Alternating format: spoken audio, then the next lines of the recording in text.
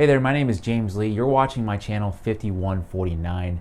Thanks so much for clicking on this video. If you like what you see, feel free to help me out by liking, sharing, and subscribing. Okay, so today I want to talk about America's post-Trump future. So I think we're at a definite inflection point here. Are things going to get better, or maybe they'll potentially get worse?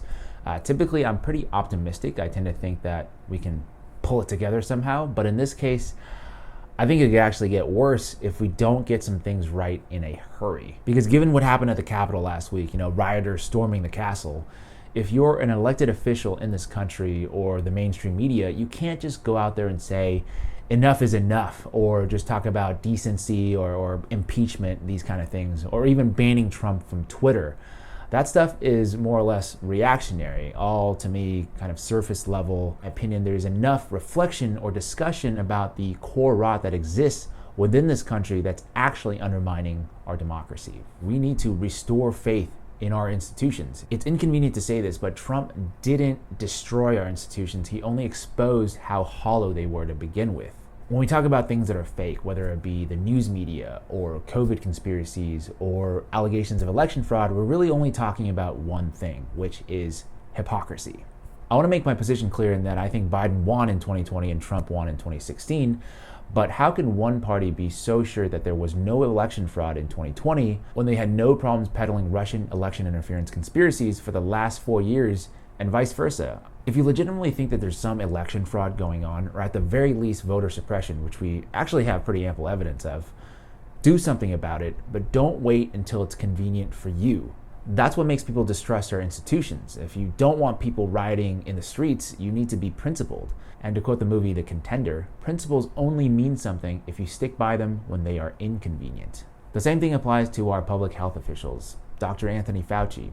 Good guy, I'm sure, very knowledgeable, but don't manipulate the public about mask efficacy because you think we're going to go out and buy up all the masks, or about what constitutes herd immunity based on the number you think we can handle. Your job is to inform us to the best of your ability, not to manipulate us or to socially engineer some kind of response that you're looking for. You need to trust us to make the right decisions, because if you don't trust us, we won't trust you. And I think America's streak of undemocratic behavior is not all that unpredictable. Our leaders have bungled the pandemic response because they cared more about playing politics than protecting the people. I mean, we have millions of Americans without food and resorting to shoplifting and petty theft to survive because they decided that we need to bail out corporations instead of people. People are desperate, and desperation makes authoritarian figures very attractive.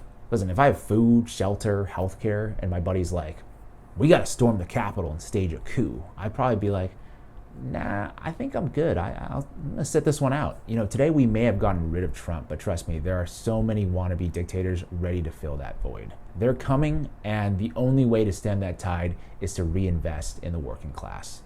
Tangible policies that are supported by the majority of Americans that will materially change their lives. Policies like Medicare for all. I know there's a lot of people out there who have a fundamental disagreement with quote unquote socialized medicine, but when they get sick and they go to the doctor and it doesn't bankrupt them, they might be like, oh, okay, that's what Medicare for all is. I think I'm okay with it.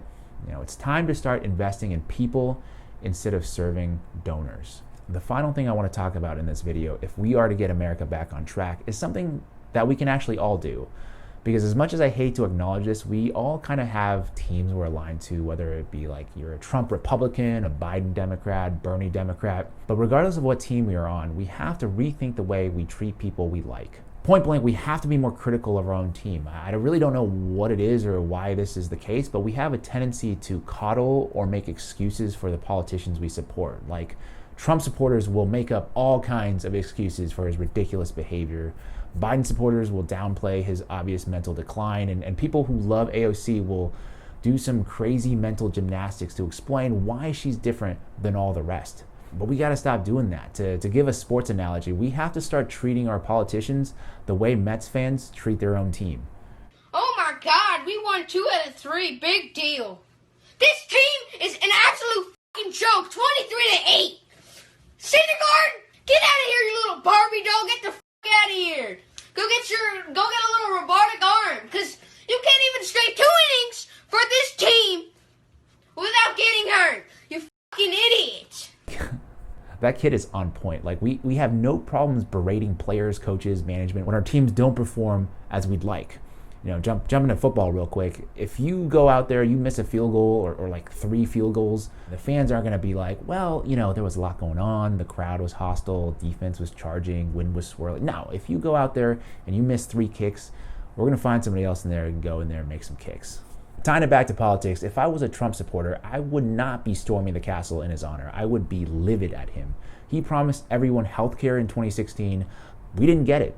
Same goes for someone like AOC, who promised to fight for Medicare for all, but is now like, well, we have these committees, we have procedures right now, we can get this, but not that, so maybe in a couple decades. Nah, I don't think so. These people are elected to represent and serve. They aren't our bosses telling us what we can and cannot do. So yeah, if you vote someone in and they don't perform, you should be very vocal about it. And if they can't get it done, put somebody else in there that can get it done. If we're ever going to get a government that is accountable to us, the idolatry of political figures must stop. Protecting people you like, even the good intentioned ones, is how you go from a 1994 Nancy Pelosi, one who supported Medicare for all, to the $10,000 let them eat ice cream Pelosi of 2020. Thank you so much for watching. Like I said, I think America is at a critical inflection point, and if we don't force some big changes, I think storming the Capitol could just be the beginning of more chaos. Let me know what you think in the comments below. If you enjoyed my video, please give it a like, share it, subscribe. Lastly, as always, thank you for a few minutes of your time, and I'll see you next week.